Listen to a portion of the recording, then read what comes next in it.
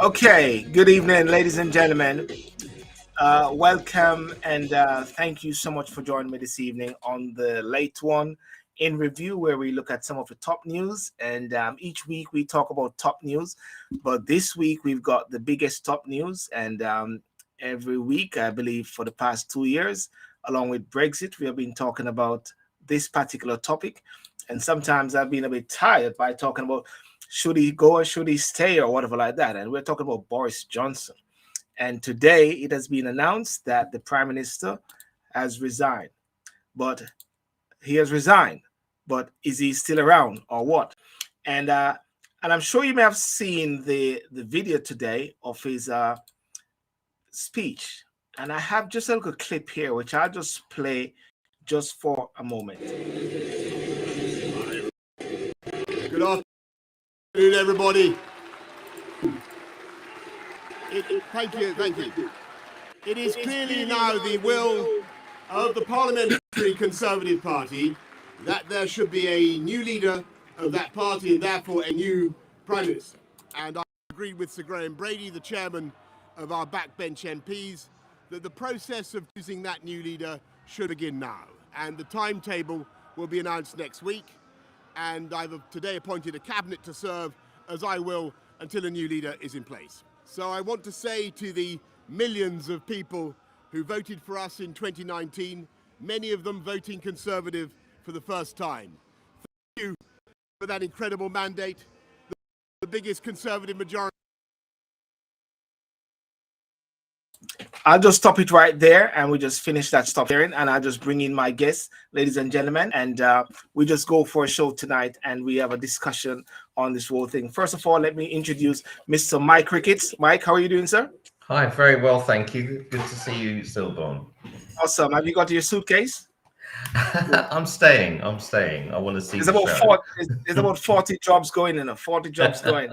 The top one, but maybe Mr. Anthony Francis, I haven't seen him for a long time. He has shown his face. Maybe he's got his suitcase ready for number 10. Anthony? Yeah, well, it's nice to be back on the show, Sylbourne. Thank you for having me. And yeah, I've actually got my suitcase packed. I'm ready to go down there and throw my hat into the ring. Okay, fantastic. And of course, we have Nicola Millington from FPCom. She's going to tell us what to do when you have these crises. Hi, Nicola, how are you doing? I'm doing great. Thank you for inviting me to join this wonderful discussion. I'm sure. Awesome. And 15 years of great service. Okay, awesome. Reverend Garry, your prayers. Have your prayers actually worked? I think. Oh, yeah. I mean, a bit late, but it worked. Sorry, what is it? Your prayers have been delayed, but it has worked. Yeah, I mean, remember when Daniel prayed? The Bible says it would. Mine was delayed 6 months. Well, anyway, guys, I want to thank you so much for coming on tonight. And of course, the breaking news today is that the Prime Minister Boris Johnson has resigned. People have been expecting this for the past 6 months or so. Garry has been praying. Anthony has been actually saying this should happen a long time ago, Mr. Wright. Mike Ricketts, we have had our discussion. But first of all, let me go to Anthony. Anthony, tell us, what's your perspective of how things are now? I mean, we have talked about this many times. You have been on like a deja vu, which you keep saying it all the while. Finally, it has come to pass. Well, yeah. Well, I think, unfortunately and sadly for the country, we've had a prime minister or an individual in Boris Johnson who was never really fit for the job in the first place. And, his previous employer at the Guardian newspaper, Max Hastings, he actually stated way back when that he was a person of not really fit for sort of senior office, but no one was listening. And I think we've seen right from the off the sort of person that he was. And I think it's unfortunate that it's taken a number of these events for us to sort of see the type of man that Boris is. But I think the parliamentary party has actually done the right thing in actually getting him to move on before he descended our politics into the gutter, because clearly you can't have somebody who's had 50 odd members of their own party resign and then still say, I want to actually stay here and tough it out. So I think it was the right thing for him to go. It was obviously delayed. Unfortunately, he didn't go when Jerry wanted 6 months ago with his prayers, and he didn't go when I wanted, which was obviously 18 months ago. Yes, yes. And let me just go straight into Nicola. I go straight into Nicola. We have never discussed politics before. I know you for many years, but before we go any further Nicola Millington is the founder of FP Comms. Nicola, just tell us about your business first, and the special 15 years. Tell us about you. I won't take up too much time because I'm really intrigued to hear the discussion that goes on, trust and believe. But I've been working in public relations for over 20 years, and I've had my own agency now for over 15 years. This month we're celebrating 15 years of being in business, despite the trials and tribulations that come along with running a business, and the trials and tribulation of running a business in the UK. That's another issue altogether. But yes, we've come out through this time, and we're now in a stage of growth and prosperity, and doing a lot of investment to ensure that we can continue to promote businesses that focus on things like equity, equality, the living wage, well-being, and the businesses that will make a difference in the world moving forward. Yeah. Those are businesses that we want to focus on going forward. So yeah, I'm very proud that I've been able to do this, and I hope we can continue for another 150 years, to be fair. Right. Fantastic. And what's your take briefly on the Boris Johnson? Are you happy for a change, or you just want stability? I don't want to put words in your mouth, anything else. No words will be put in my mouth, trust me, on that one. But the truth of the matter is, it's politics. In the way my grandmother would say, a pappy show. To be fair, it really does. They're not there to serve the people on most occasions, and so for me, I find this more entertaining. You have to have a sense of self-value and self-worth as a human being in our society, or as a citizen in our society, to be able to cope with the stones and the trials and tribulations that working with these governments bring along their way, especially if you're a mother. I'm a mother of 2 young boys. And so therefore you have to navigate the space to ensure that they can come out the other end with a little bit of sanity in them. So for me, if we're totally honest, Boris had shown his cards a long time before he even became Prime Minister. And there is a saying, when America sneeze, England gets the cold. Yeah, Trump was the sneeze, we got the cold. Okay, good. We're going to come back to you. And Gary, what's your take now? Because you have been saying this for a while. Did you believe it was going to happen, or the prayers really reached to a crescendo? I don't know, but keep going. The prayers are working. I would say that he had to go. It's a pity that he took so long.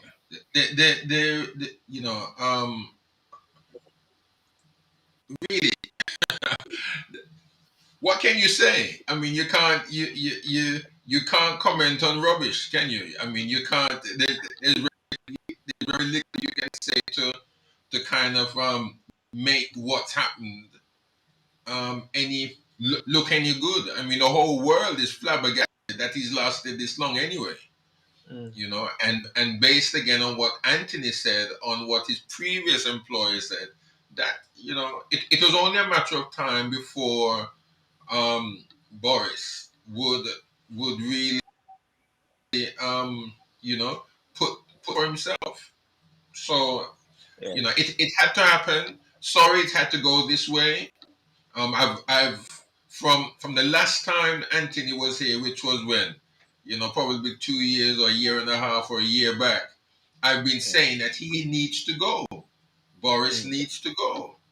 But obviously, everybody in the parliamentary party, they said they gave him the support, they gave him the benefit of the doubt. And when it came down last week to, I think it was last week or the beginning of this week, when on one of the news media outlets, it was said, and this is really what got to me. It was said that he asked others to lie for him.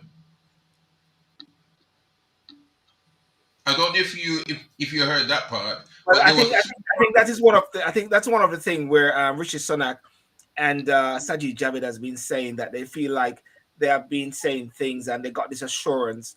So I guess that's a term, But yeah, no, you're but saying, even yeah, but even in the Mr. Pincher one, it was Pincher that really got it, that really tipped the boat, yeah, because he said that he didn't know anything about, or he was not aware, but yet as it was coming out in dribs and drabs, there were people, or there were colleagues who were trying to support his view, and they were lying because he had asked them to lie for him.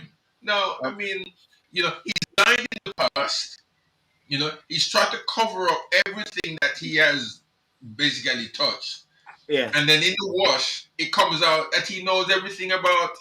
So if he owns up to this, what about what happened with all the party? Probably he was the one that organized the parties. He probably even danced his way from one end of the room to the next.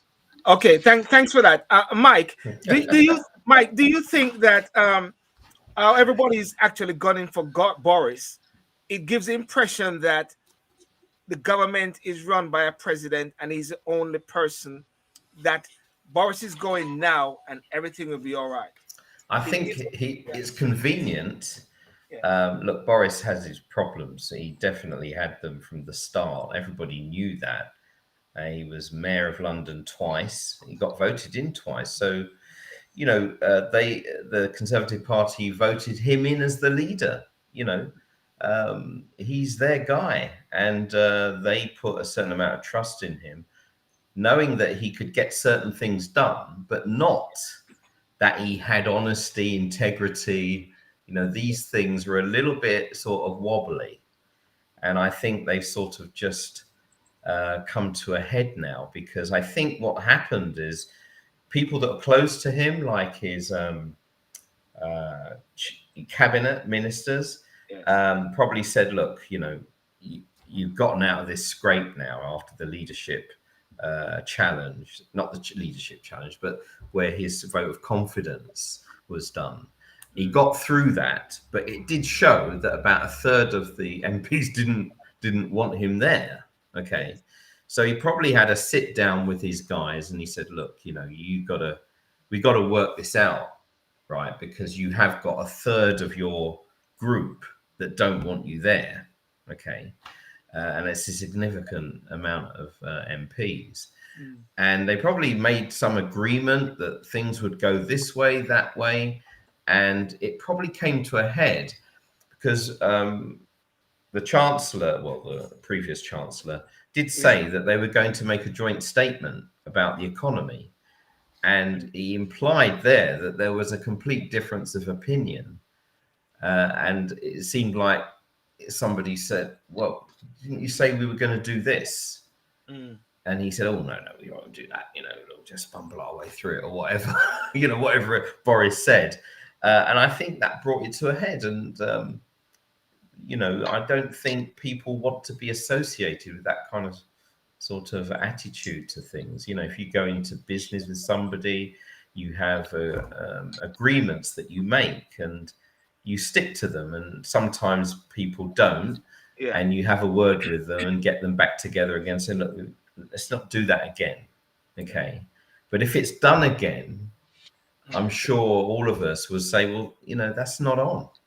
I want to bring this point, and I bring it to Anthony. I go back to you, Mike. Yeah. The impression it gives, though, is that Boris Johnson, or the Prime Minister, is a singular figure that makes a big difference, yes or no, because it's like everything revolves around him. But it's not a presidential system we have. I put it to you, Mike, and then I go to Anthony, because everything is looking as if Boris Johnson is the only person.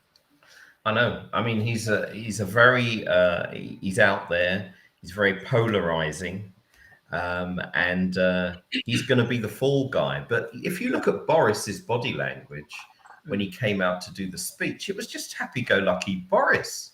it was like, okay, well, they've decided that, for the party, it's better that they have somebody else. That's fine. I'll let you have it back in the autumn, and we'll see how it goes. That's his attitude. So he'll always do that. He's always been doing that. But I think it's and it'll be interesting to see how things develop and what role he plays once he's out of the leadership. Okay, Anthony, I throw it to you. You know exactly where I'm coming from regarding the singular figure that makes a big difference. When we have a next new leader, it's like so much is invested in one person, as if to say this guy makes a big difference. Yeah, well, I think, to be honest, with the UK in particular, I would say that the Prime Minister, the UK is actually seen as, and the Prime Minister of this country, they are seen as, a very important person in terms of how the country is governed, the sort of leadership style, and the sort of way that we go about doing business. I mean, don't forget, the Queen is for example, as our head of state is very much revered, and people like the fact that we have this monarch system, and they also recognise we have our Prime Minister is also seen as the sort of single point of reference in terms of how the country is seen worldwide, and probably not too similar to maybe France or other countries. But I think your question in particular is around the fact that one person takes up so much limelight. I think it's inevitable. I mean, that person is the Prime Minister. They are the leader.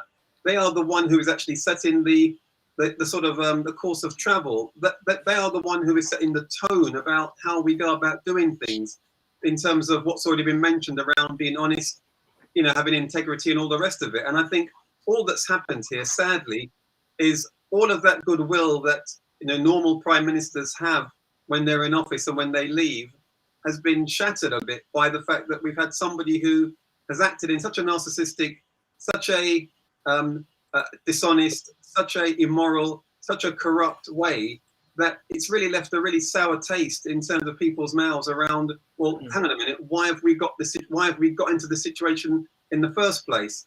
So I think, sadly, the Prime Minister of this country is seen as a very important figurehead, and we do take our lead from that individual.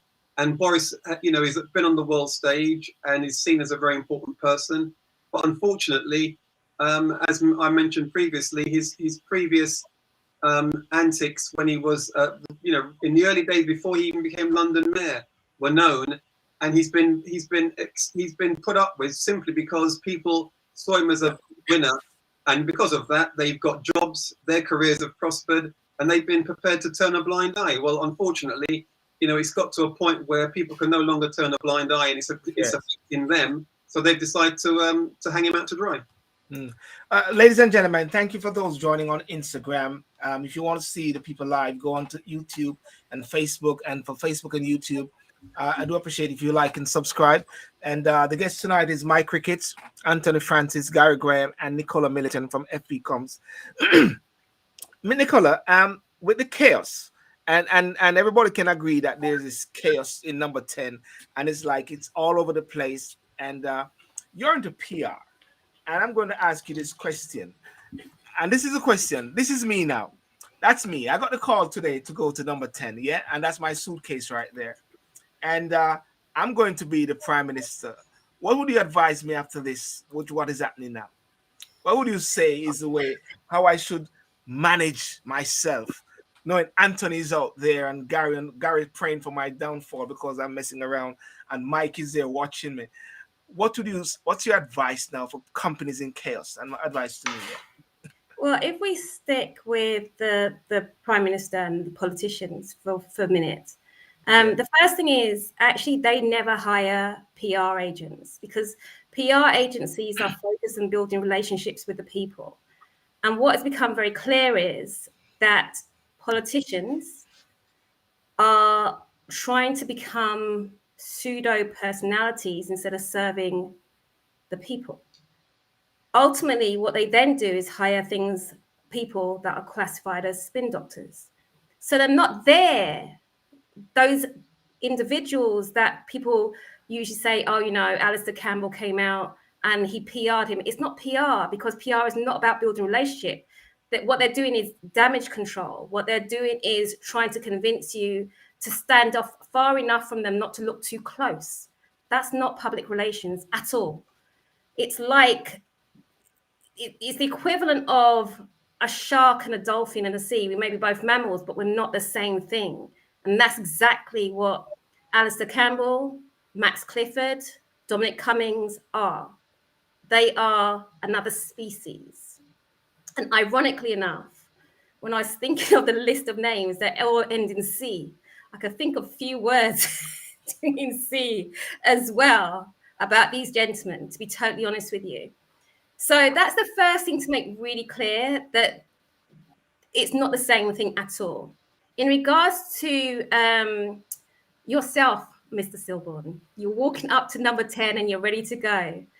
I like to take the strategy. Obviously, it's about building relationships. And I'm going to assume you're an honorable human being and you're there to serve the people that you're there to serve. So one of the few things that you'll find a lot of presidents will do, a lot of dignified leaders will do, is write a book earlier on. That is to make, first of all, let people know, like get a little bit more insight into them. There's also go ahead. Sorry, I was muted. Is that like Barack Obama or the City of Hope? Not only Barack Obama, Hillary Clinton, they all do it. They all do it. There's a number of reasons for doing it. First of all is to, there's a saying like, if I tell you my shame, that means someone else can't shame you. It's that kind of philosophy that sits behind that. Okay. It's also getting people to start building that relationship, the narrative. It starts to control the narrative fully as well. So that's one of the very first things. You don't find a lot of the UK prime ministers do that as much, but you find a lot of other nations will follow that kind of thread when they're first starting out.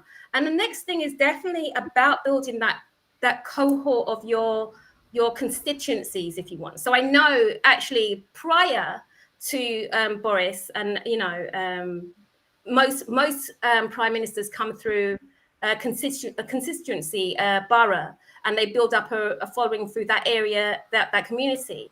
But it's having that core community of people that will then carry you through each step along the way. So it's definitely a process, and it's one that is led via campaign kind of situation. But the politicians in the UK don't really follow that kind of format. They follow more of elitist.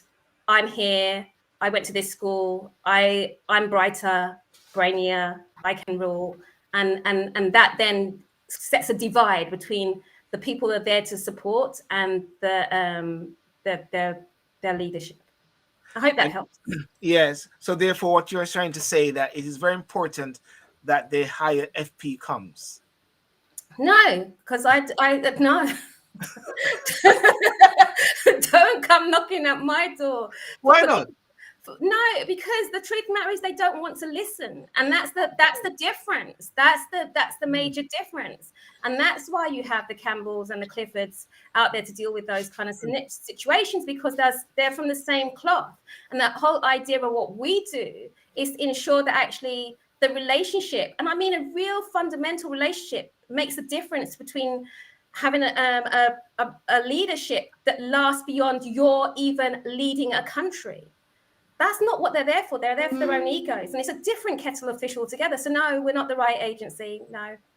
Well, Anthony, sorry, I'm jumping on to Anthony. You're into project management and picking up from Nicola. What do you say? Well, I think, first and foremost, I should just go back to say to Nicola, congratulations on 15 years in business. That's really, a really good plus point for you. I mean, especially in the very difficult times we've had recently. So congratulations for doing that. But I think in terms of leadership, I mean, clearly, anybody going into those sorts of positions, they want to, first and foremost, they want to make sure that they can articulate some sort of clear strategy that actually brings everybody on board. They want to try and make sure that actually, they first of all listen to what their requirements are in terms of what people are saying, both around them and outside in the country as a whole, and they try and form a bond whereby they can be seen to be listening as well, so that they actually can at least on the surface, people can say, well, actually, that person has taken the time to come and visit my constituent, my part of the country. They've done a sort of round table or a town hall event where they've got to know people. They've got to know what some of the issues are that are facing them, so that they don't appear to be so cut off and remote from what's going on in other people's lives. And then once they've done that, I think what they then need to do is to then be able to articulate a sort of roadmap and a plan that actually sort of demonstrates, well, this is what we're going to try and do over this period. So people at least have got some sort of indication, what your mandate is and what your plan of action is going forward, as opposed to just simply going in there and simply sprouting off from the podium. Thanks for appointing me as the Prime Minister. We're now going to get Brexit done, or we're now going to get this done. They want to provide a real clear outline of what their intentions are early, but they've got to do that based on feedback they've had from town hall events, where they actually listen to what people are saying and they form a strategy that's based on that insight they've had, so that at least the people themselves feel they've been heard and they've been listened to. I'm going to move on to the possible leaders, which are coming up soon. And I think out of all of us, I don't know, I think maybe I might be the only person who has a say in the matter of voting the next leader in, depending if it goes to the grassroots. And I was looking at the Nolan principles, and I want to bring that up. And I'm going to touch with Garry first. The 7 principles of public life, yes? And Garry, is this what we want to see now that we have this space, this moment of time, while Boris is getting ready to enjoy his checkers party for the 7 principles, Garry, of public life? Look at these one. Selflessness. Holders of public office should solely in terms of the public interest. You want to go on that one, Garry? Selflessness. Are we going to see that in leaders? Well, I think an individual that's going to go by these standards now has a tall order. The reason why I say that is because of the area in which we are living in the world in which we're a part of. And which leader in any country that you can think of really has and portrays any of these 7 principles? Really, it's going to be difficult. There may be a few that may fulfill each one, but it will be interesting. But look at it like this. Or let me ask you, Sylbourne, just to go through those 7 areas, those 7 principles, because again, not only will I probably have anything else to say, I'm sure the other that on this platform right now will have something to say. But if you can just go through them one by one, and then ask your team. Okay. Let's go. Integrity. Mike. Well, that's a big word for politicians, isn't it? I mean, most people don't think that politicians can be trusted. So they've got a big job on their hands, and they might need a good PR agency to actually convey the message that they do have their integrity in, because it's clear from things that have happened over the years, not just in Boris's time, in everybody's time as a politician, that there's been out integrity. And there doesn't seem to be an effective method of handling that, because things don't happen very quickly. When people do things wrong, you get long inquiries, and they don't really get to the bottom of things. And when they do, what really happened? So that's a big one. I think that would be absolutely brilliant to have that. And I think, people would really respond to that. But in our parliamentary system, is that very real? I mean, I'm being cynical here, because I just, we look at who's going to be the next person. Well, what are they going to do in order to garner support? What are they going to promise certain people when it comes down to the wire? This is going to be an interesting one. I'm really fascinated by the months ahead, just to see how things shape up. Are we sort of putting leaders on a pedestal that we cannot even attain those principles by, Anthony? Or they should try the best of their ability? Well, no, I think we are putting people on pedestals.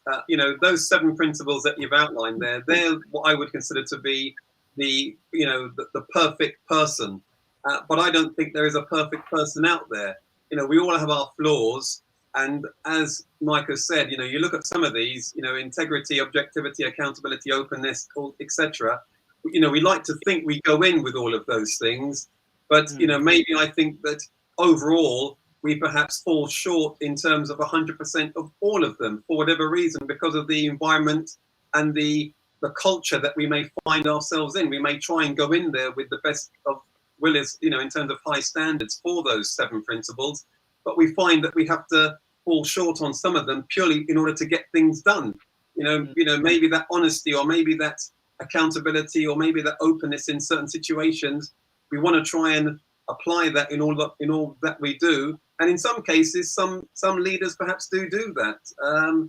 But I think it's wrong to put politicians on pedestals, making out that they don't make mistakes. We all make mistakes, and I think this is just the ultimate, the pinnacle of what we like people to be, not just in public life, but in private life as well. I mean, I'd like to think as an individual, when I meet you, or if someone's doing business with Nicola, that those principles are fundamental to how we actually go about doing business. We want there to be openness and honesty and accountability in what we do. So, it's just a matter of levels of or degrees of how people go about all of those different points.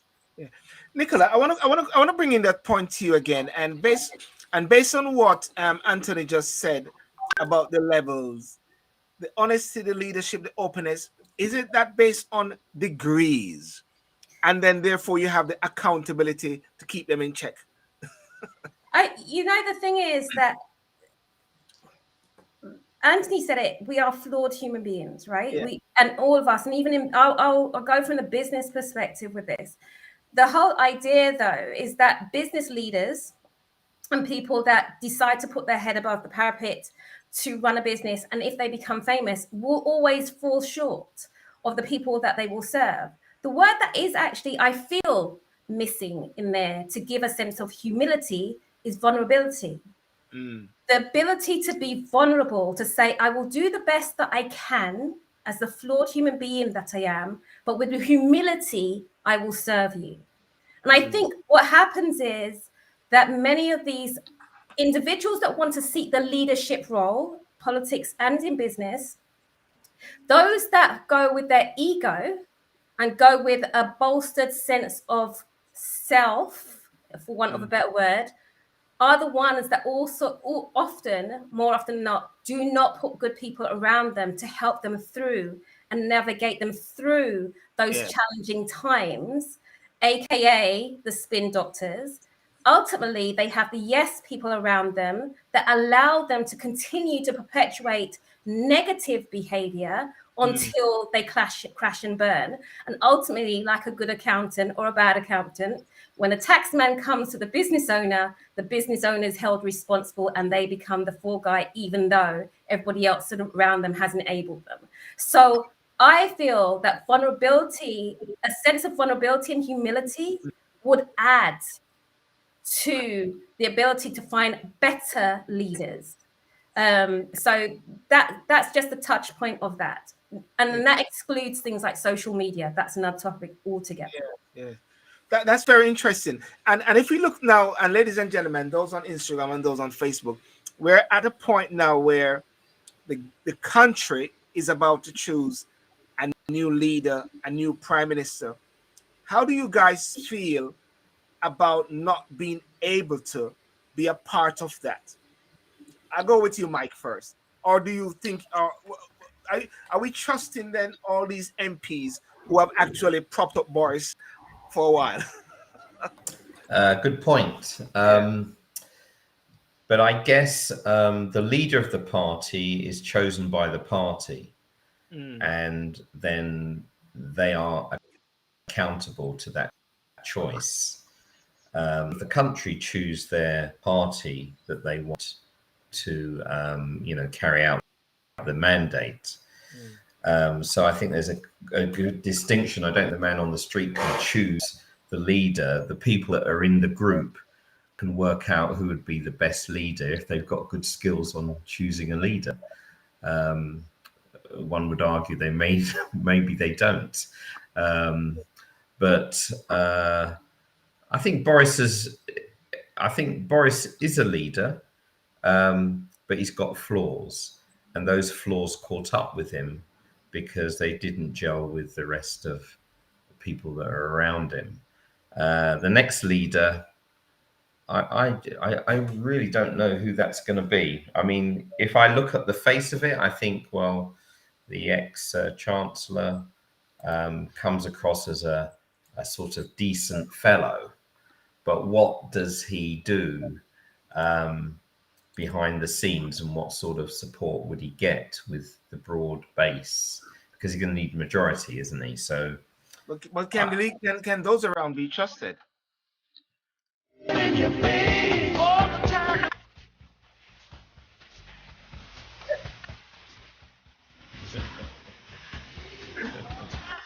I think that's the problem with politics, isn't it? I mean, he obviously kept his enemies close, and they were, but he just obviously, for them, he took it too far, and that was the end of that. So it gives a new leader a good insight into how he's got to be. And if he can deliver the mandate that the country has voted the Conservative parties in for. Anthony, the next leader, who do you want it to be? Oh, okay. So I can't say who I would like it to be, because I've got to be honest. I mean, I haven't seen all the people who are going to put their head above the parapet. There are some, as Michael already mentioned. Rishi Sunak, who came from being a bag carrier to becoming the Chancellor, has done a fantastic job in terms of articulation, communication, and showing his competency as Chancellor. But then again, it's not surprising given that he was a hedge fund person before he came in to be the Chancellor. So he actually knew at least what he was talking about in terms of finance. So I think, as you've already highlighted, I think the seven sort of principles that you've touched on, clearly, after what's gone through with Boris Johnson, they're going to want somebody who does at least fit the bill in terms of covering most of those, with the points that Nicola's mentioned around humility and also showing that they're also vulnerable. So in terms of, if you were to put me on the spot and say, well, who are the top three that I would perhaps say were in the running, I would certainly say that Rishi Sunak, because of what he's done in terms of the finance and the pandemic, in terms of the way he helped people out in terms of being able to sort of provide assistance, certainly should be in the sort of top three. After that, I then think that you've got someone like Ben Wallace, the defence guy, and maybe somebody like I was going to say Sajid Javid, but I think I don't know too much about Sajid. I know a little bit about Jeremy Hunt, but I think it's a bit of an open horse race at the moment in terms of who will become the next PM. But I think they've certainly got a good pool of people to look into, to look at their sort of their credentials, and then to try and form an allegiance around somebody who they feel who covers all of those seven principles as best they can. But we know that no one's perfect. So, like Mike, I'm looking to see who the end result will be, but I don't see any front runner right now. And Gary, have you got to say? Will you be able to vote? I'll keep that secret. but who's your man? Well, or woman? Out of it, certainly can't be Priti Patel. That is a certainty.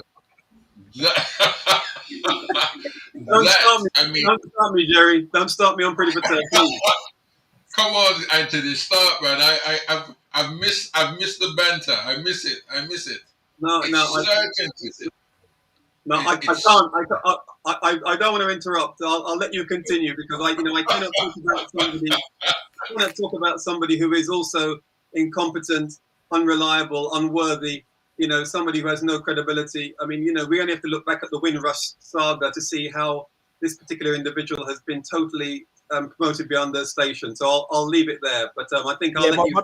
But Anthony, in all fairness, the Windrush saga if you go back, it was every Home Office secretary.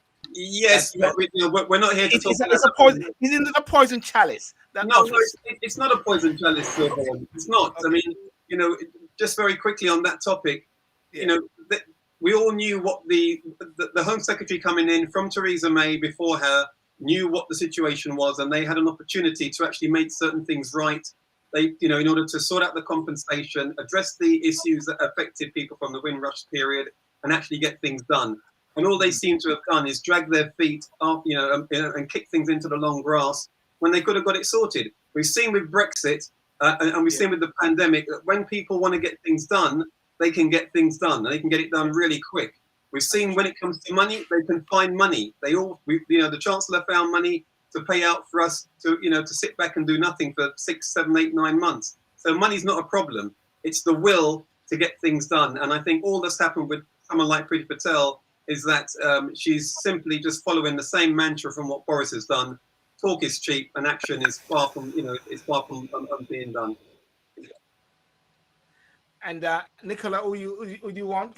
Well, actually, the person I want, I haven't got a name of whoever it is, but the person I want them to be so antagonistic against the people that we have a human uprising in this country. I think we are falling in this place of complacency. And I feel like we need a little bit of a shake-up in the system so that people can reset a little bit. I felt actually the pandemic might have done that, but yes, we've gone back into this kind of like melee of status quo. So whoever it is, maybe even Priti, whoever it is though, I want them to come in and shake it up so that you have a situation. You could definitely shake it up.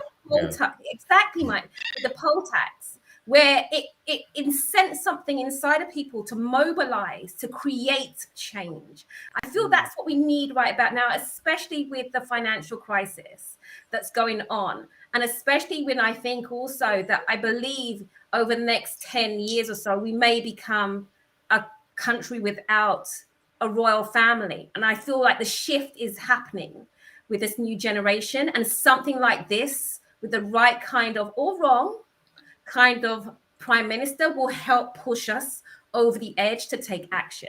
So I'm not looking for the same status quo. Boris was a bumbling, but still safe. He didn't create enough waves for us as a human mass to make the change. So that would be my answer. Someone that will help us to be mobilized to create change. I throw this one out there, and I throw it out also for people out there. I see Tyra Ross is saying Attorney General Nicola Braverman. She's Attorney General. She put herself in the frame.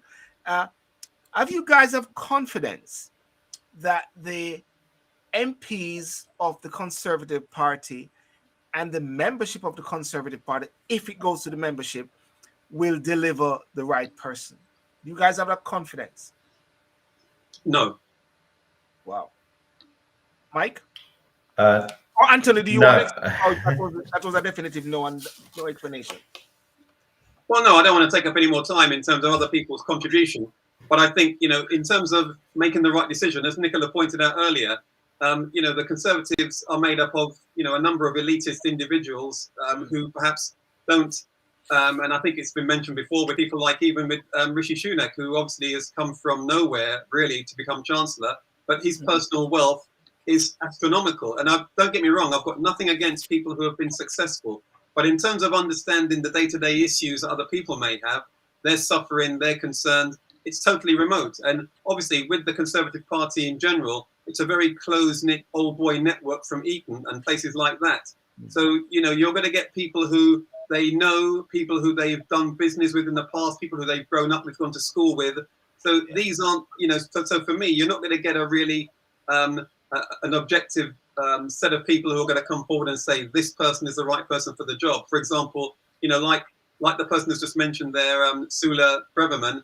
I mean, she's currently the Attorney General. You know, someone like that possibly could do the job, but because maybe she doesn't go to the old boy network, they might say we don't want someone like that. We don't want her doing the role. We'd rather it go to this particular male individual. So I don't. That's the reason why I say I don't think that the Conservative members will necessarily pick somebody who I believe is necessarily right for the job based on the 7 principles and overall what we're looking for in the country right now. But also, closing, going back to Nicola's point about shaking things up, Boris did shake things up. He was somebody who came in and, you know, was seen as being a bit of a maverick, and that's the reason why people were attracted to him in the first place. And I think, sadly, this maverick type thing where people come in and shake things up is all well and good in certain situations. But I think right now we need stability, not new turmoil where someone comes in and suddenly goes, right, you know, I'm now going to shake things around 360 and see how things fall out. Mike? Yeah, I agree with Anthony there. I think we need somebody who's going to steady the ship. They'll have an election in a couple of years. They don't want another Boris.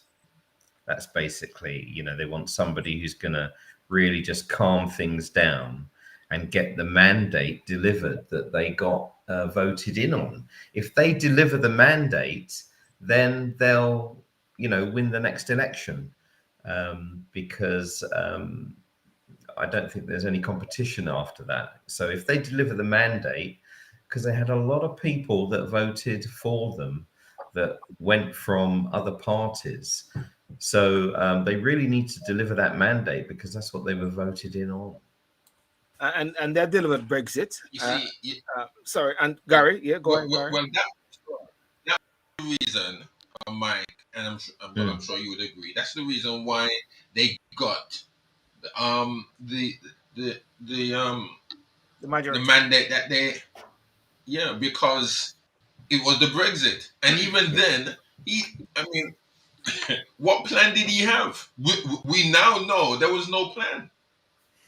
He just went along, whatever was good at the time, and looked and favored to get people on. But when you look at the nitty gritty, there was nothing there, and that is why even when you look at the the Northern Ireland, thing between Ireland and Northern Ireland, there's nothing there. There's absolutely no treaty plan, and as I'm not saying that the European Union has anything either, because they're bumbling themselves. But the going back to the Sylbourne in who I believe could take it somewhere. I do agree with what Anthony has said about Sunak. I look at one old guard that is still there, which is which again has a little more probably than all the others, if I'm not mistaken, Mike. And you could probably correct me on this, but is Jeremy Hunt. I think probably he may have a shot. I don't know, but you see what really. Well, what the Conservative Party is missing right now is the old guard. A lot of them have really left.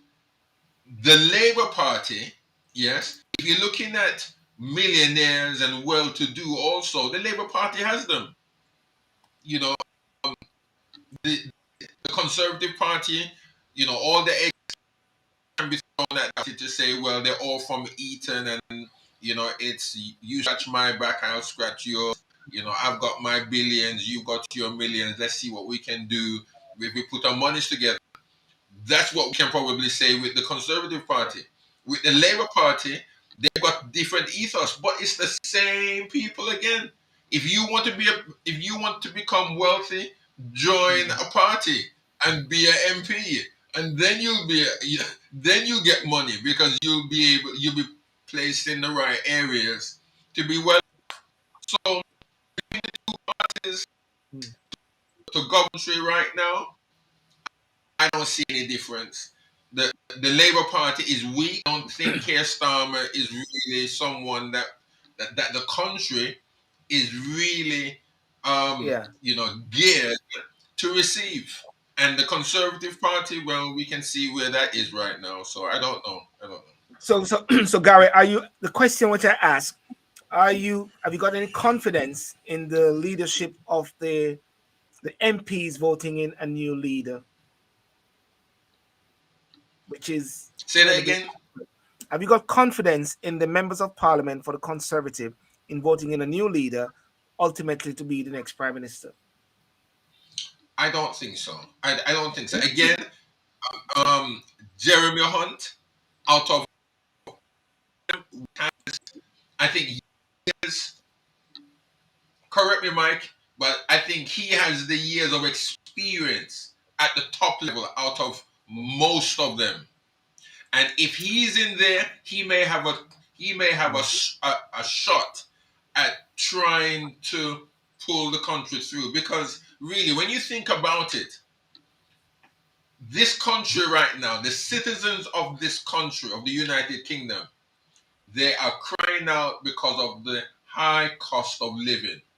Now, which leader in this country, or in this leader outside of this country, having to their country through this very difficult time, going to lower the cost of living? Tell me, not even Biden can do it. There's no country, there's no leader in this world that will ever be able to address the cost of living, because everybody having to tackle this very difficult situation. And a leader that takes us through this and puts us above the rest, where everybody is looking to, he is the Antichrist. Okay. And Nicola, your last word, Nicola, before we wrap up. Do you have any confidence in the members of parliament and the Conservative membership to choose the next leader that will be adequate? I don't want to be disrespectful to anyone on this panel at all, but I think the problem that we have is that we're looking at it from the wrong end. We're looking at it as keeping on to the current system to carry us through. No one's thinking about the future generations and how that what is happening now is impacting on the future. Mental health is on the increase. Like, that is a real thing. We're talking about the cost of living, but no one, beyond the physical cost of living, there are people that are struggling mentally through schools across the board. And that's why I feel we are struggling even on the panel to find the right sets of people, because intuitively we know that actually we're not having someone that has got the people's best interest at heart. Everyone is in it for themselves. So as far as I'm concerned, I don't have confidence, because everyone's looking at it from the same paradigm of what's in it for me here and now. And that's it. So that's my final word on that. Well, ladies and gentlemen, we could go on further. But one thing I can assure you, though, is that I've got a membership card here and I got one vote. So if you guys trust me, I can use that one vote to the best of my ability. That's the most I can offer. All right. So if it comes down to the membership, I got one vote. I don't know if Anthony has a vote or Mike, but I've declared my hand. But ladies and gentlemen, listen, I want to thank you so much for joining. Nicola, thank you so much for joining tonight. Anthony, Mike, any last word, guys, that you want to share your perspective? And one more question I forgot to ask, and this is it. Be very quick on this one, 1 minute each. How confident do you feel in Boris being the prime minister until October? Zero chance. Oh, Well- zero chance it's going to happen. Is that what you're saying? I think he'll be gone in the next couple of weeks. Okay. I can't see how they will let him continue bumbling along when we've got a deputy prime minister. It doesn't make any sense. There's a deputy prime minister. He's resigned. The deputy prime minister should actually kick in and act as the caretaker until they provide a new leader. Unfortunately, he's already been placed. He's already picked some new people for the cabinet this evening. I'm hearing. So Yes. it doesn't make any sense. Someone who's actually resigned. It's a bit like what Trump did. Before he left, he made all these crazy appointments, and we're following suit. Yes. Mike. I think the news will be all about this division in thought about whether he should be there or not. And that will be the next clown show for the next few weeks. And then there'll be some, major thing on that. But Anthony makes a good point. Deputy should be taking over. But it's like Boris isn't going to give his game up yet. He's like, already stated it very clearly. I'll look after things until I have to go. Yeah. So we'll see how that goes. I mean, it's going to be interesting, going to be a bit noisy. But because, when you vote to have somebody or you implore that somebody should resign, you expect them to go. Yes. So therefore, it is just like, we're going to still have the distractions going on still with the press. Gary, what do you say, Gary? And then we go to Nicola. We really wrap up. Yeah. You want to start another? No, I said 1 minute, Gary. Make it. No, I mean, I don't know. He won't last. I'm hoping by the end of next week. Because if John Major is crying out to the 1922 committee to get this thing, and yes, he has to go. He has to go. Nicola, last word. He's running as an independent. I expect anything at this point. So hopefully he goes, but it is what it is. Okay. Well, guys, listen, I want to thank you so much for coming on. And Anthony Francis, remember to get his book, Think It, Plan It, Do It Now. Anthony, have you done part 2 yet? It's coming. Part 2 is coming. Think It, Plan It, Do It Now. And Nicola Millington, FP comes. You can make sure you go onto her site. Nicola, is it only on LinkedIn or Linktree? Yeah, so if you go to that Linktree link, it gives you everything that you need. It's just the easiest way to find us across any platform that suits you. And any politician that listens to the show sometimes, remember the answer to what you need to do, listen to Nicola Millington, okay? That's the future, okay? Thank Gary, you. go and listen to the sermon. He prays. He may come late, but finally it happens. Because Boris is gone. Boom. and Mike is going to do some singing as usual. Check him out on Instagram. All right, guys, listen, have a good night. So much for everything, okay? All right, you too. Thank you. Thank you very much. Yeah, good night, everybody. Bye. Bye. Thank you. Good night. Okay, ladies and gentlemen, I want to thank you so much for joining again. And let me just say to all the different persons who other persons who are on the show that I acknowledge. Lexus Bond, there you are. Do not write off Pretty Patel at your peril. She is cold and calculated. Oh, there we go. And Tara Ross, Dominic Raab is the Deputy Prime Minister. And Nicola, I'm not a politician, but I've been concerned about the future generations for many years of the mental health. And Diane says, indeed, Nicole, mental health is going to be a big issue. Ladies and gentlemen, have a good night. There's going to be more on this. And be blessed. Remember to like and subscribe to the show. And for those on Instagram, thank you as well. Peace out and boom.